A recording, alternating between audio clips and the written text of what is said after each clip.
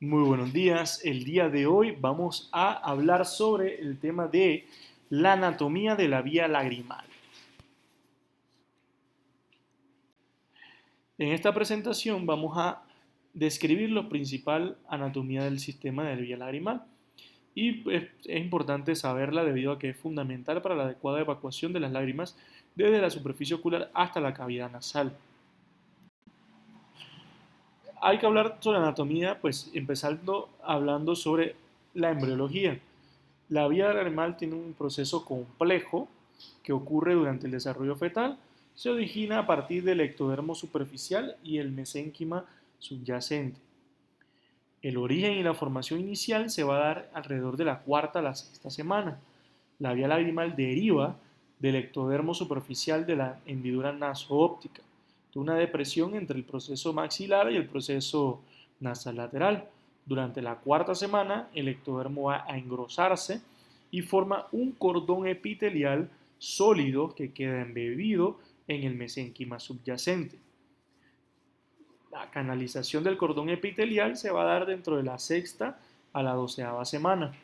Entre la sexta y la octava semana, el cordón epitelial sólido se va a separar completamente del ectodermo desde la superficie eh, y sigue una trayectoria del ángulo interno del ojo hasta la cavidad nasal.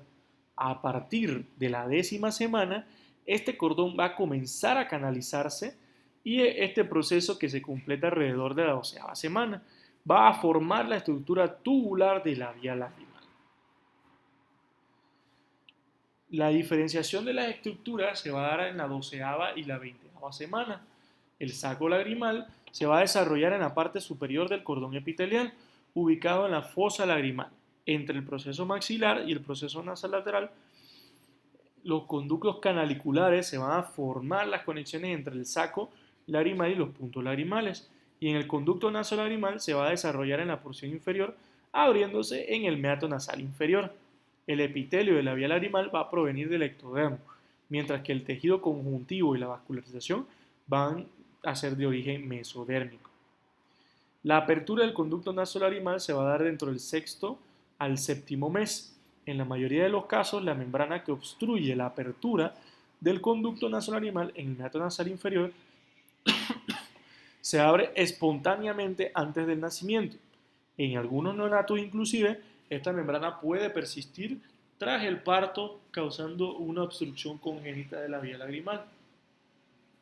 Y por último, pues al hablar de la maduración postnatal, aunque la vía lagrimal está completamente canalizada al nacer, la producción de lágrimas basales va a comenzar entre la segunda y cuarta semana de la vida.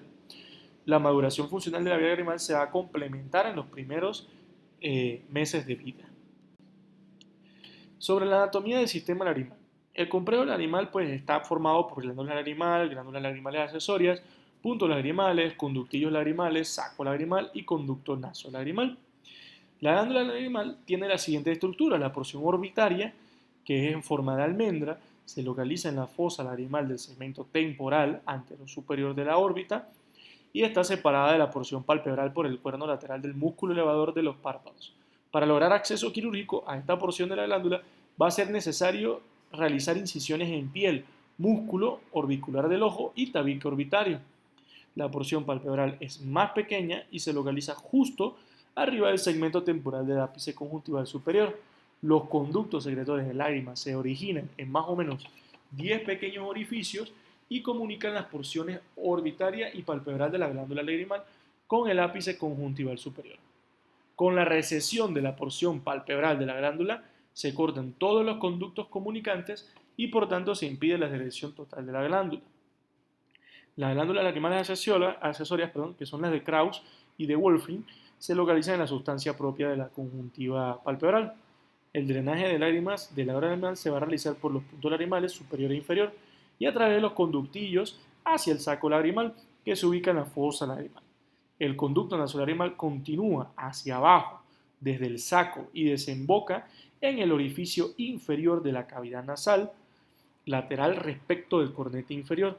Las lágrimas son llevadas hacia los puntos lagrimales por atracción capilar y gravedad, así como por el parpadeo.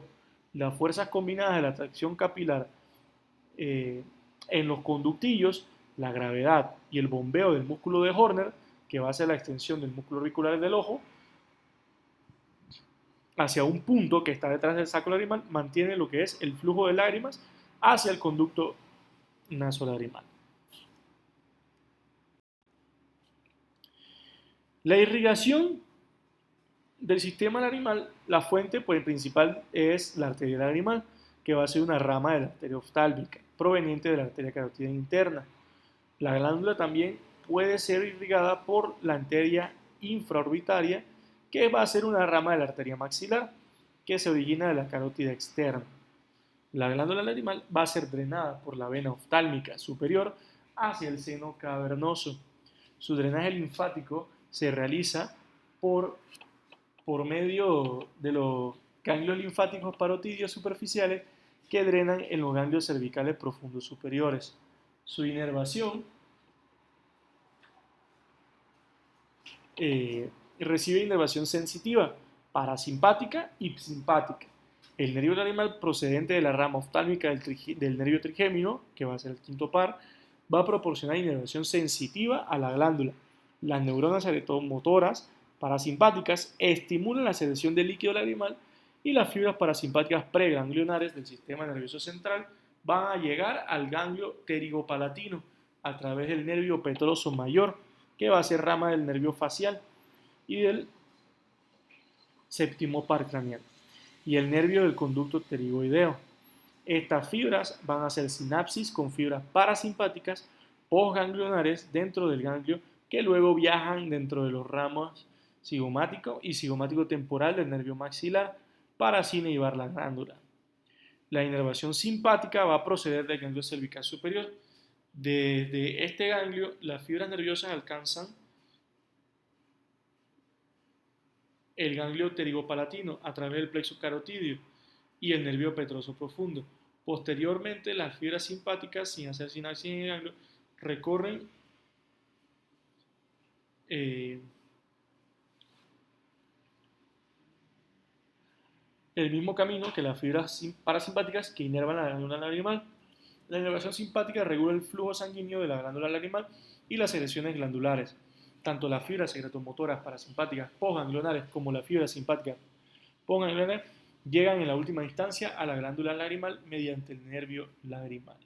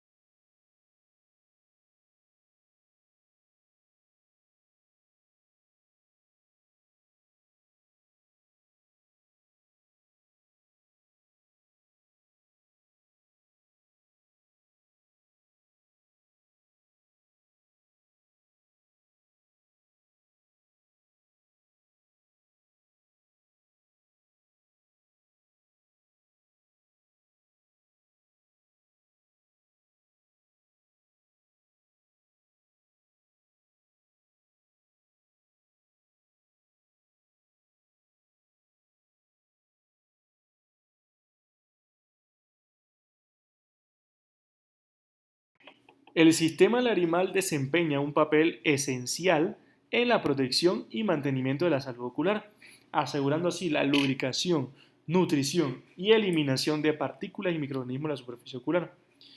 Las alteraciones en su funcionamiento, como el síndrome de ojo seco o la obstrucción de la vía, pueden afectar significativamente la calidad de vida del paciente y generar múltiples complicaciones oftalmológicas.